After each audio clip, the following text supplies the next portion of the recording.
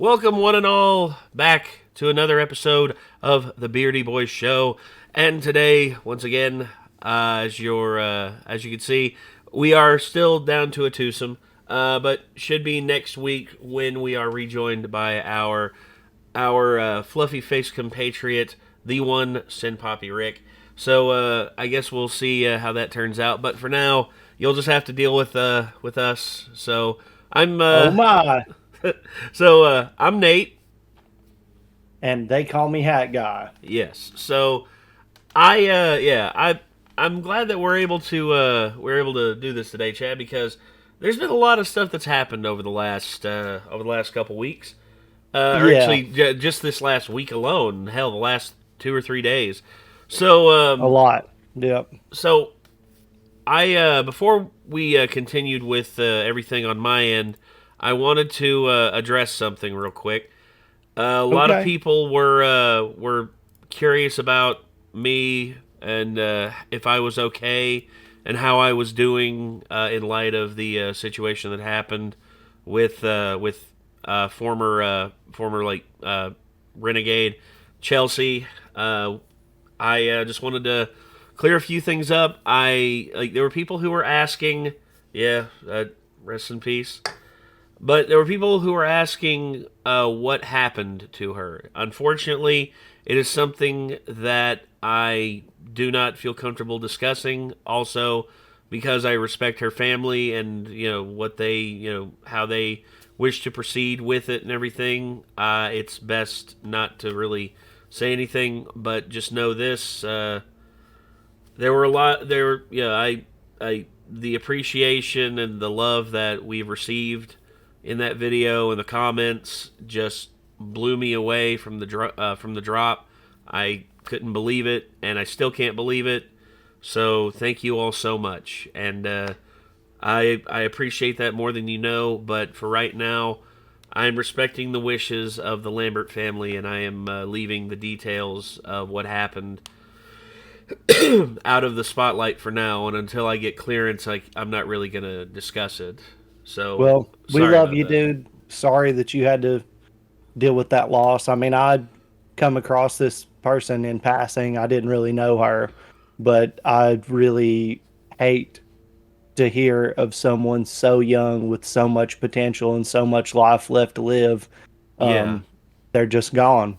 And that just seems like it doesn't make sense. It seems like it shouldn't be allowed, that there's been a true theft of life there in has this been. scenario. And I know that you don't want to speak on it, but I do know that there were rumors going around, and I think that it would be appropriate to go ahead and let everyone know that this was not at all a choice that No, was made. That rumor is bullshit. no, This was that not one. a choice that was That's made. that one. Hmm. Yeah, it was nothing involved with that. This was something that was completely unexpected and just For it had. everyone Yeah. involved, it was unexpected. And I Yes. think, I don't want to go into any details because, like you said, and especially, it's way outside the realm of me being able to speak on it outside of the fact that I would like to squash the rumors that Yeah. there was a choice made to make that happen, which is No, not true. there was not.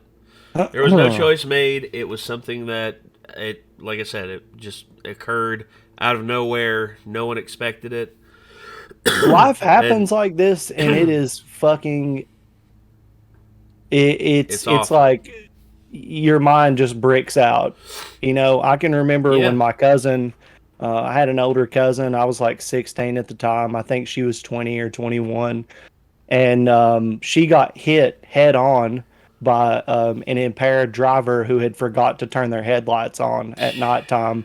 She was turning into the street where her house was, so she was about 100 yards from her house, and turned Oh, to go in on that street, and these people hit her head on speeding, and she crawled away from the car and died in a ditch at like damn.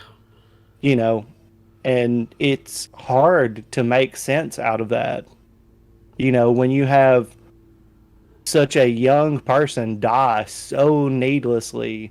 you know it leaves the rest of us to sit here with a big question mark stamped into our brain, and there's nothing you can do to remove that No. before you can go on to, like, when you have a family member who's sick and they're old and they've been suffering and they die, there's of course sorrow, but there's a little bit of acceptance of death, that can happen easier. But when it's a young person who now they're gone, Yeah. there's no way to wrap your head around that, man. There's No, no there way to isn't. get it, And you know. and and I want to do everything in my power to Hmm. just be as honest and forthright with people, but there are just things that cannot be brought to light right Well, now. honestly, it's nobody's business. It isn't. It isn't. I had, and you did too, a good friend of ours recently passed away in the past couple of years under questionable circumstances that the Yeah. details still aren't clear to us 100%. No. And none of it's going to bring him back. Nothing is going to change that, regardless of how much we know about it. And it's just something that you have to find a way to mourn and cherish their life for what it was and move on, because Yeah. honestly the details don't really matter. No. And yeah, outside of that though, I just wanted to express appreciation for everything. Clear the air as much as I can, and then of course move on from this and carry on, because knowing Chelsea, she wouldn't want us moping and doping around. She was always someone who wanted everyone to move forward and just wanted everyone to you know uh, enjoy life and keep going, keep moving forward. Yeah. And yeah, in terms of moving forward, I figured a discussion that we would start out the official discussion section of the podcast with It's about would that be time. yeah, it would be in discussion about a certain company that just got bought out by another company. And for those of you, it was WrestleMania weekend, so we're basically just going to discuss wrestling, WrestleMania, our thoughts on it, how we felt about the overall product, and then of course now with the purchase of WWE from from like a private company to from like the private McMahon family and their conglomerate to now like Endeavor, one of the biggest Mm-hmm. sports private sports ownership out there. But I wanted to just say WrestleMania. There was a lot that I loved about the WrestleMania like nights this weekend. There were some things I'm a little bit iffy on, and then of course the Raw after WrestleMania. There were decisions made on there. I was just like, it. And so, in terms of WrestleMania, how I felt about it, like, okay, let me pull up the match sheet here, and we'll talk about how we felt about everything as it went. So, yeah, there it is. WrestleMania 39. And we have here, night one of WrestleMania, we had Austin Theory versus John Cena. Not a spectacular opening match. Not like, and definitely not John Cena's best. I mean, John's not super old, but he can still go. But he didn't really pull off a lot of big stuff in this. And I'd say Austin Theory, they're trying to put over Austin Theory as like a mega heel. They're trying to build him up into being, I guess, sort of like a new Randy Orton, I guess. More villainous than It's heroic. weird to me. It's weird that the whole situation with Austin Theory is weird to me. Mm-hmm. I don't understand what Austin Theory has that Ricochet doesn't. I don't Height, get. height. I don't. Well, I mean, yeah, but AJ Styles, but Jericho, but Chris Benoit, but Eddie Well, Guerrero. The list goes on of reasons why that shouldn't be even I a know, considered I thing, know, but this is the thing with it. If there are people who, like, I'll say this: I know that Austin Theory is great. Hell, you wrestled on a match card with Austin Theory, Yeah. and Well, and I actually did not wrestle at that show. I oh, you were on worked commentary. commentary. Yeah, you were on Um, commentary. yeah, and I did promos in the ring and shit like that. Yeah, Um, I had an elbow injury at the time. I had chipped a bone in my elbow and it was fucking Mm, my nerves up really bad. But it happens.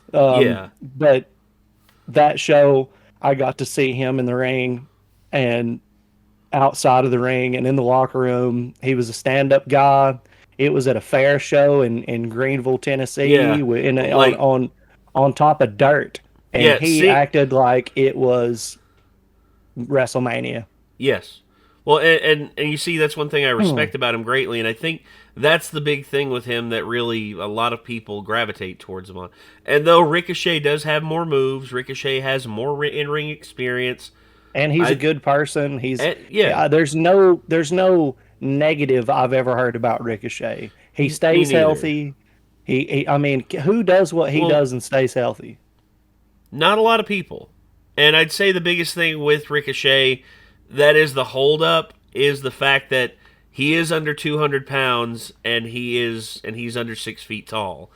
Hmm. That's the biggest reason I think he hasn't been pushed to the moon. That's just like Chad Gable now. Chad Gable is being Yeah, pushed to the moon, and he just yeah. crossed over 200 pounds. And also the fact that he's still physically capable, even though he has put on that extra weight. I He's think amazing. he is, and I think him and Ricochet. If they're gonna do Chad Gable, they have to do it soon because he's 37. It has to happen now. But Ricochet Hmm. still has some miles left. He's 34, by no means like super young, but still like he hasn't lost a step. Ricochet Right. hasn't. As far as the opening match with John Cena, I thought that, like you said, it was okay.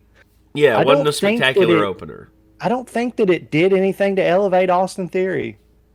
It I think that WWE is doing a really good job picking up the pieces and trying to rebuild after. I mean, it's been a mockery of itself for like 15 years. Since Ruthless Aggression was over, it's just been a joke. Like there's been shit that's happened here and there. There's been spots that have been incredible, like the New Day, again, AJ Styles. There's been things that have happened for short periods of time that have been really cool, but they will take something as soon as it gets cool and they will run it into the dirt. Like that will be all that they do. All the Rusev Day, it's always these little gimmick things that happen here and there, and then they just grab it as soon as it has any kind of potential, and they just cram it down your throat until you're over sick of it before they ever stop it. yeah, Like well, storylines like the one between Shawn Michaels and Bret Hart that just last forever. They don't have, because look, you see these matches coming a mile away, and then it'll be like Owen Hart and one of the Hart Foundation members versus HBK and Triple H in a tag team match, and then a triple threat match the next week, and then it's just well, anytime they get any steam behind a storyline, they just wear it out before even the blow off match happens. well. I will say this: the booking and the matches, the endless rematches again and again and again. Outside of some main events, I would say like they've done a more like a better job of the booking. I mean, Triple H has brought a lot of prominence back to to the locker room. Like a lot of people are more confident in the shows and everything, and I'd say the quality of the shows has risen drastically in the last 6 months since Trips took over. And I would say the whole thing with I I'd say the biggest thing as well is I know Roman Reigns turning heel. You've said it was like a few years too late, and I would say yes, but at the same time they're still running with it really good, Or and can we skip to that match, we can't if you want to. Yeah. dude? Have you ever seen someone cooking and they have the perfect setup? They have all the ingredients there, and then you just see them destroying the food with all the shit that they have at their disposal. They're just like, Yes. salt is good. People Yeah. like Salt, and it's just like, yeah, Roman Reigns as a heel is fantastic, dude. He's fantastic. Knew he would be. Do you want to know how a screw finish could work in the benefit of Roman Reigns, in my opinion? As soon as he starts to lose, one of the fucking people jumps Cody, and then they just brutally beat him for 5 minutes and leave him laying. He gets disqualified, but he keeps the belt. Fuck him. And that, I mean, that's heel shit. To have the fucking Samoan like throat thing, and the ref doesn't see it, and blah blah blah. The crowd's mad, and he gets speared, and there's all this shit. That's shitty, and that sucks. And it looks like Cody gets screwed, and everybody's had their heart ripped out. But if you put Cody in intensive care for a week, people are going to fucking hate you. Hmm. Have his family crying, his baby's right there ringside. It's hokey. It's like it's just like not believable. The so what is it? Soasuka Samoan Solo Spike Sokoa, thing. Samoan Spike. Yeah. As soon as he ran around, it's like you could see it a mile away. 2 minutes before the finish, you already knew how it was happening. Having the Usos and Sami Zayn and Kevin Owens coming in the ring and fighting and then rolling out, then walking out. Did you really need that? Not Did it necessarily. do anything? It affected the match zero, actually. It was just another chance to showcase those guys. They already had a match. And a pretty good one. I'd say that their match and the singles match between Rhea Ripley and Charlotte Flair and the Logan Paul match were the three best matches of the first night. I thought that the Cody Roman Reigns match was going along perfectly fine without it. I thought that it was a really good match. Those two can Well, hold their own, no, they you can. know. They both have well over like 20 years of experience in the game, and they know how to wrestle, dude. They Roman Reigns is not a silly, goofy heel. That's all no. I'm saying. And he should have if he was going to beat Cody, something happens. He's cheated. Cody's cheated.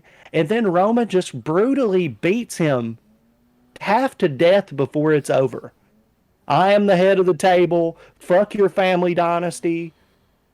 I am going to make sure you never come for my crown ever again. Put his arm in a fucking chair and stomp it. Hell, knock the referee out and then have everybody in the bloodline take turns stomping his arm in a chair. You know what I'm Yeah. saying? Like, hurt him bad. Don't just, oh, we win. We cheated. We win. I'm champion for 3 more years. Good. Like, that doesn't get you heat. Like, people were mad about the finish of the match. From everything I saw on the internet, people were mad about the finish of the match. They weren't mad at Roman Reigns for beating Cody. They were mad at WWE. They were mad at WWE, and they keep doing that. WWE keeps putting heat on itself instead of putting heat on the characters. And that is a That's bit of not a Roman's drawback. fault. That's No. not anybody's fault. That's just the cookie cutter, over processed. Like, they're the pop country version of wrestling. You get your cold beer and your tailgates. You know what you're getting every single time. It doesn't matter who's in that spot. They could put New Jack in Roman Reigns' spot, and it would have been the same fucking match. They wouldn't have let him do anything to Cody other than, oh, Samoan Spike, he gets speared. Oh, it was a little bit of cheating just so the outcome of the match happens. It's like, as long as the finish is what they want it to be, everything else in between is whatever. And they will advertise it to the fucking moon as this big spectacle.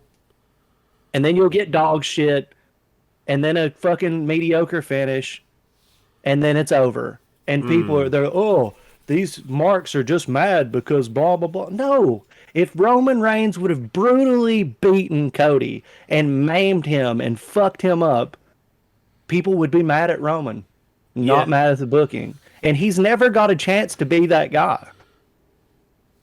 I would say the biggest thing with it, and I would say if Roman did do that, he'd be probably the most effective heel in a long time on WWE. But do you know who they gave all that heat to now? Did you see Monday Night Raw?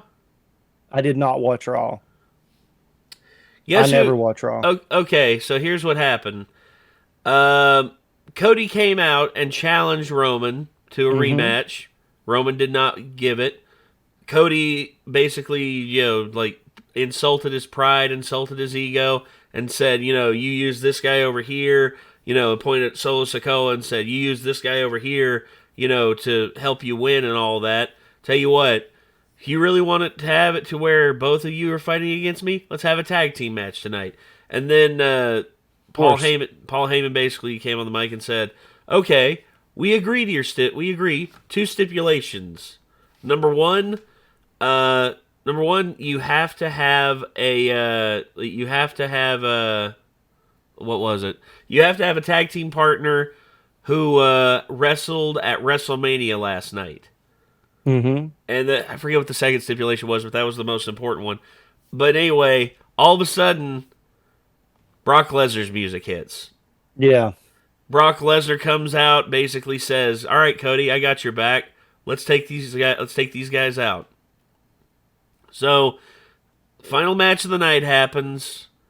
Solo Sikoa, Roman Reigns come out, Cody comes out, Brock comes out. Match is about to start. Right before the referee rings the bell, Brock picks Cody up, F5. Oh my God. And then Brock proceeds to lay down probably the biggest beatdown I've ever seen on Raw in like 10 years. It was like something from the Attitude Era, dude. I mean, Brock was like chasing Cody around the ring, stalking him like like a wolf, and just kept mauling him, dude. Just F5 through the table, picked him up, chair shot, picked him up, like suplex city, suplex city. Then another F5. It's like, good lord. And then Cody basically was acting like he had to be like, they tried to put like a neck brace on him. He fought out of it, like trying to make it up the ramp on his own steam. And something hilarious happened. There was a crowd member out in the crowd that said, it's like, "Hey Cody, Triple H doesn't forget," Oh wow. as reference to Cody smashing The the throne. throne with the sledgehammer.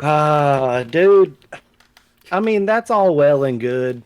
I But just feel all like that I heat's was. going on Brock now instead of going on Yeah. Roman, where it Well, you should know be. why? You know why?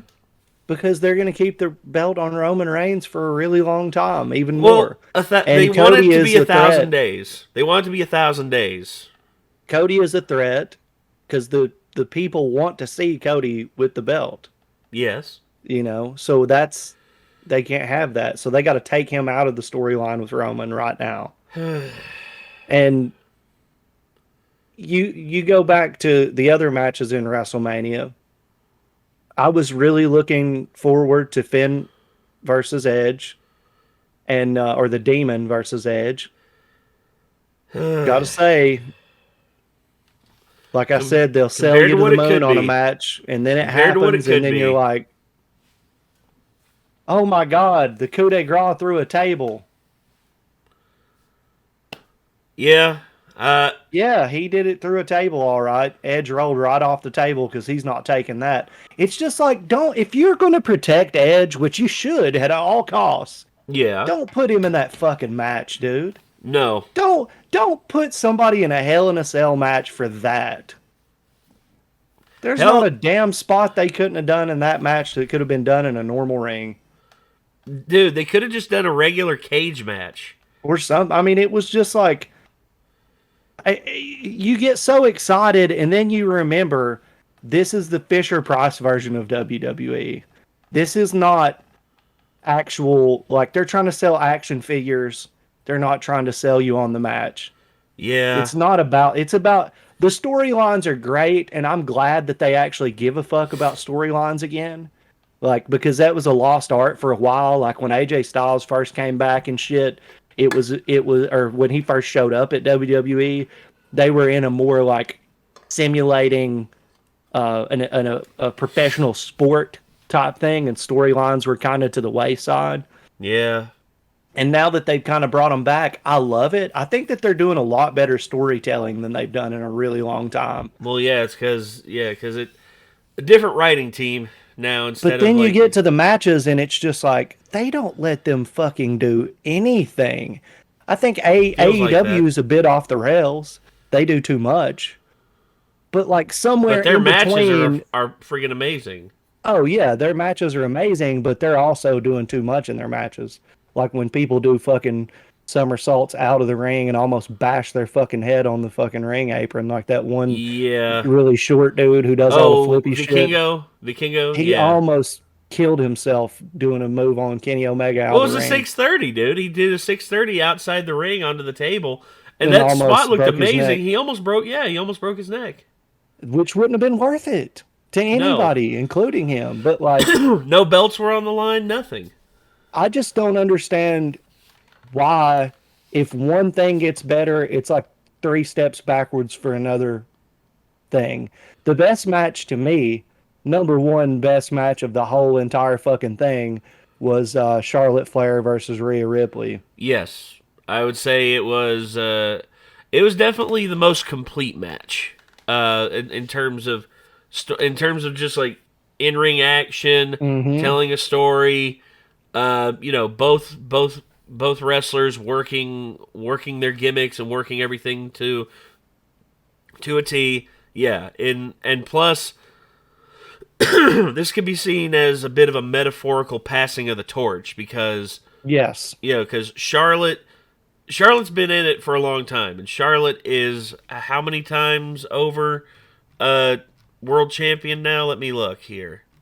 In terms of, A let's see, bunch. 13, 14, 15. Yeah, 15 times. 15 She's times almost she's taught her dad yeah. Yeah, going away. and she's not even 40 years old yet, dude. She's 36. Dude, that fucking suplex almost killed her. The one she over rotated Oh on and yeah, busted her face on the mat. the I mean, release Sherman. she could have fucked up her neck even that. Even with what Well, happened. I thankfully mean, well, I shouldn't say thankfully. I mean, the only injury she got was like a busted nose. Thankfully, it was just that and not a broken neck, because that would have fucked my her up God. forever. My God. I don't know what happened there, but that was hard to watch. That was so ugly, man. Yeah, that wasn't Like, I pretty. mean, That was the only like spot of the match that I'm just like, ugh. Just dude, that gave me the heebies.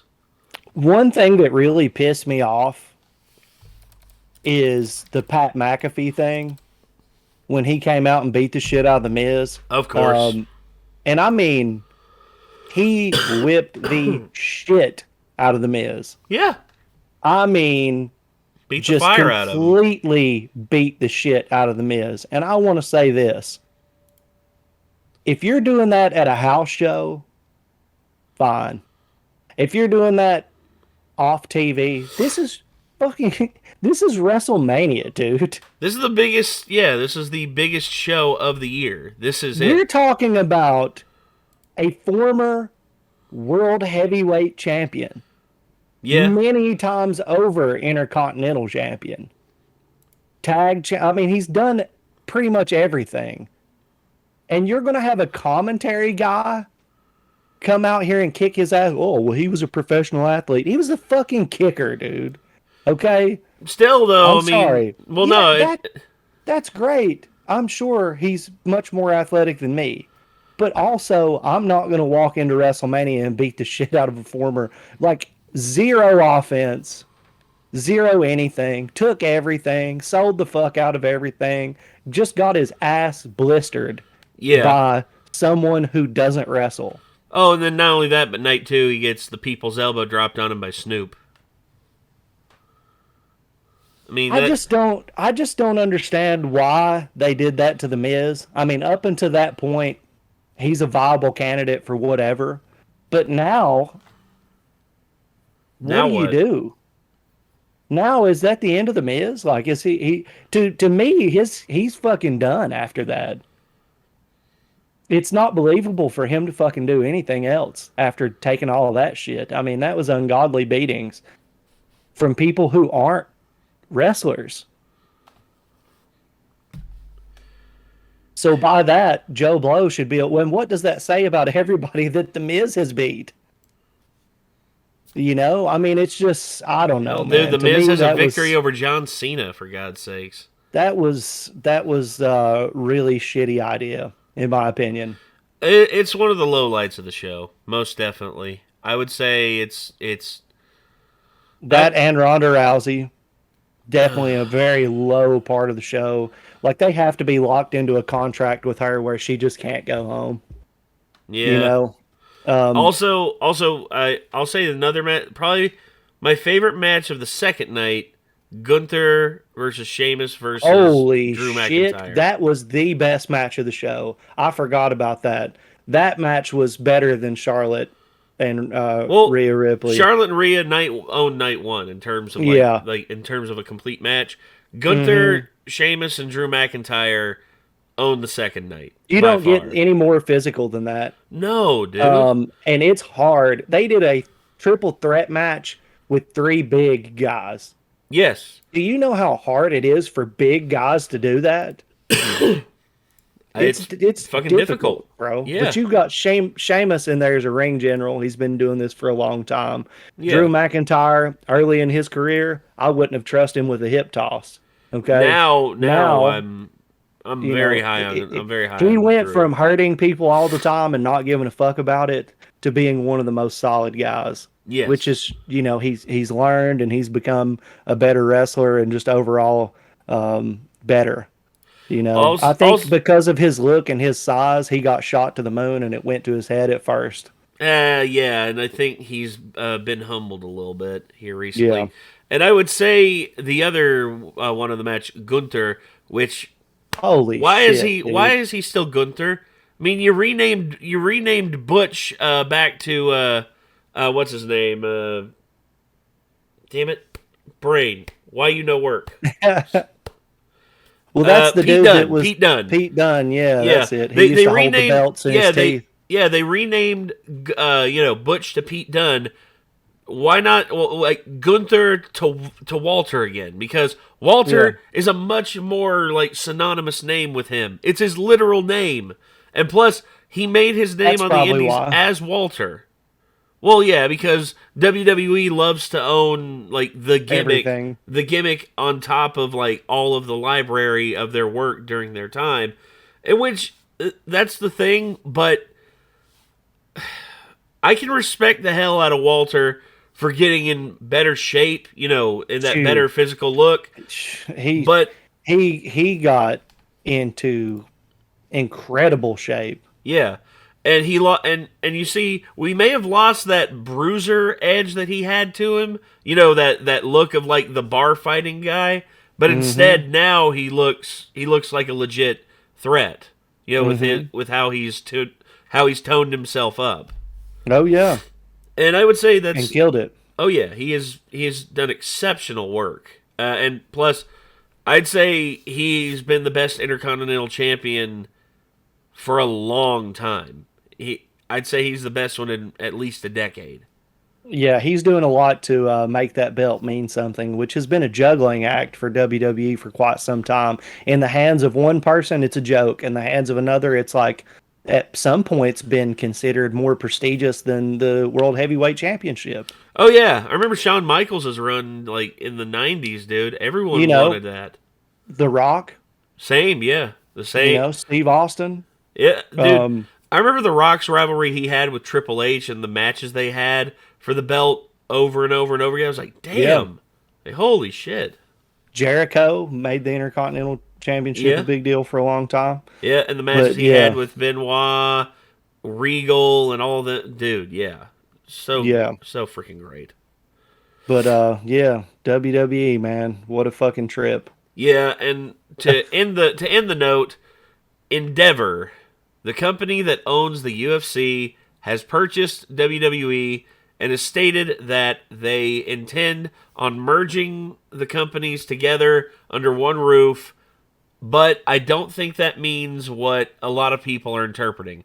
I think it means that they're basically going to be under the same umbrella under Endeavor, but the companies are still going to operate separately of each other.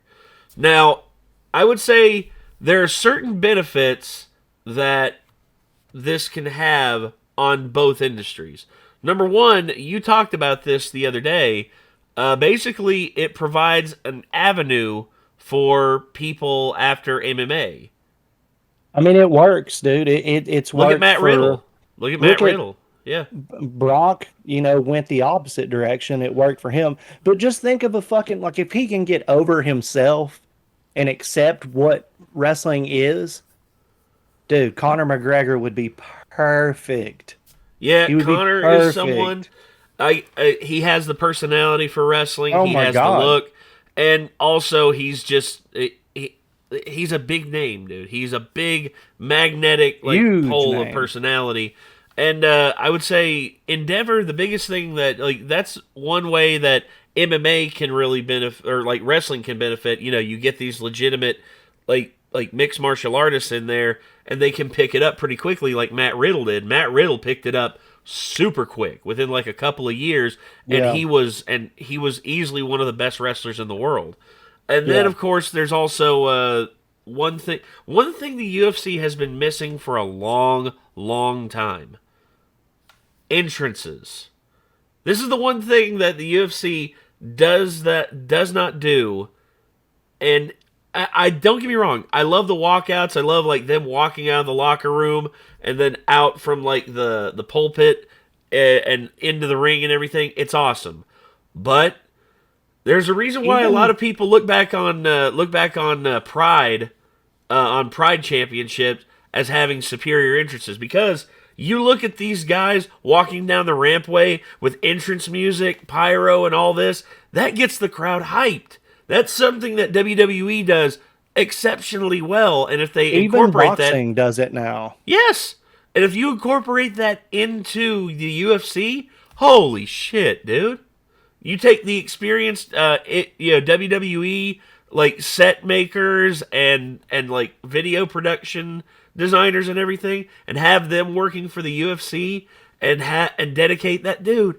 Oh my fucking god! The amount of just like explosive like passion that would just come out of that. Damn, be amazing. It could be something else. We'll It see could what be. happens It would though. elevate the product. I really wonder what's going to happen in that mix of, like, how they're going to share their talents and stuff like that. We'll see how it goes, because right We will now see. all we know is that money is changing hands and ownership is going to be shifting. So Yes, what big that could time. mean, only we can guess. That's the key. But and then, well, I guess that's really my subject of the day. Was there anything you really wanted to discuss, man? Uh, the topic that I wanted to discuss was the voice actor, Lily Gao, I believe, who played Ada Wong in Resident Evil 4 remake, has been bullied off of Instagram because Oh, of the hate for her performance in the remake. I just don't understand this on multiple levels. I don't understand, number one, what good it does to bully a voice actor in a video game. I don't understand why shaking your fist and raging about something. It's not even the main character of the game. Like, it would be different if it was like Leon's character was just butchered.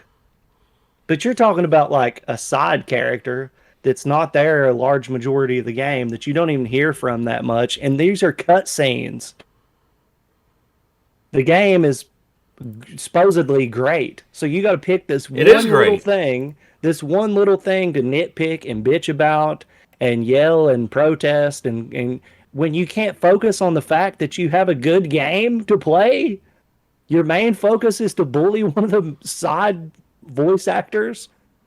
I get that Resident Evil 4 is a beloved game. I get that people care about it a lot. But what I don't understand is how talking shit on the internet is going to fix anything about a game that's already come out.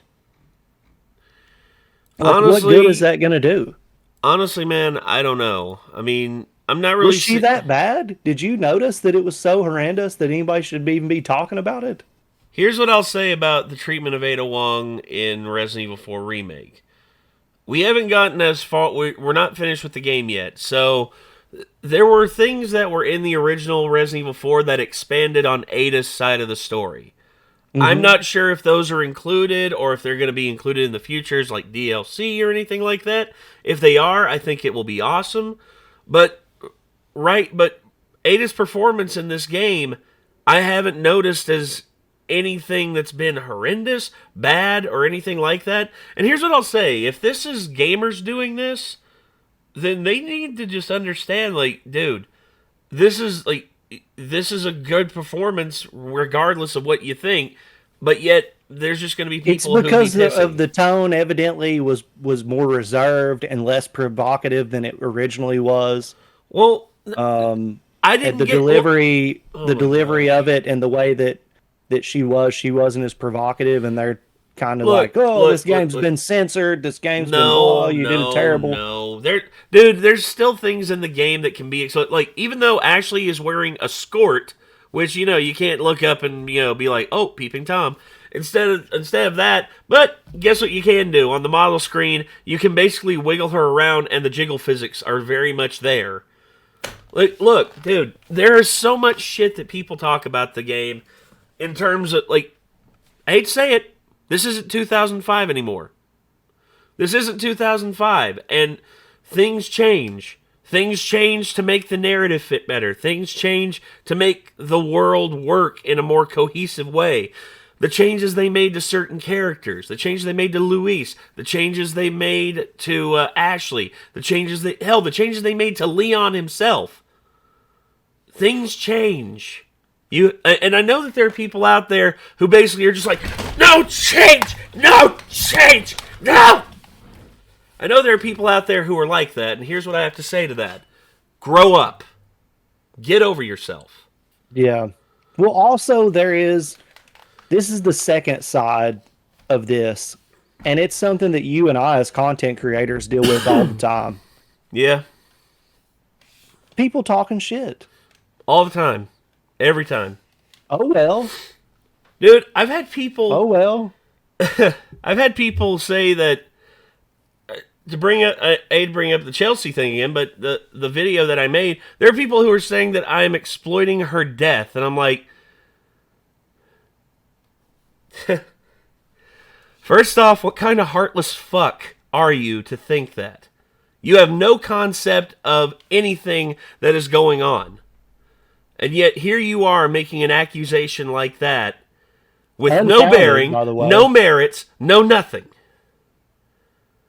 And if you want to say that, and here's the thing, it's just like, well, you didn't have to post a video about it. I'm just like, yes, I did. This is the thing. Everybody mourns in different ways. The amount of people I saw posting tributes to her on Facebook, making video tributes on Facebook and all this and all that. And I had it recorded, and it took me a long time to really finish it because I thought to myself, it's just like I wanted this to not only be worthy of a tribute, but I also didn't want it to seem like I was being exploitative of the whole thing. So I was very careful with everything that I did and everything that I included. And also, how can I be taking advantage of it if I'm not monetizing it? There are no ads running on that video. Period. If I wanted to be a People are gonna truly say if I people are gonna really say what wanted to they be an want. exploitative asshole, I would have monetized the fuck out of that video. But guess what? I didn't. People are gonna say whatever they want to, and there's nothing that you can do about that. And I see, well, this lady, evidently this voice actor, turned off comments on on all of her Instagram shit and everything. Good move. Yeah. No. Good move. No, You know, and if that's what turn if off the comments if you need to, and yeah. then just move on. And this is the thing with it. If like the hate that she's getting from these people, here's one thing that I hope that she understands. This is not evocative of all gamers, and this is one thing I typed her name in on Google, and all four of the top recommended articles saying not even quotations, gamers have chased Asian American actress off of Instagram. It's like, of course they play the race card in there because got to get clicks somehow. Yeah. But basically just doing the blanket approach and just like blaming all gamers.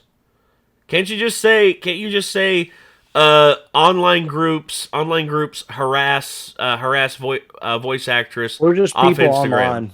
Yeah, People online. yeah. Or are they bots? Who knows at this point? Don't Who know. knows? Don't know. When it comes to this kind of shit, also, you have to take into consideration because Disney has weaponized it so much. Oh Is yeah. it fake outrage? Disney is the single worst company that I've ever seen for creating fake outrage to sell a product. Oh yeah. No doubt, dude. Yeah. They're infamous for that shit, and I hate it. Nikki's calling me. Hold go on ahead. just a second. Go ahead, dude. Hello? Hi.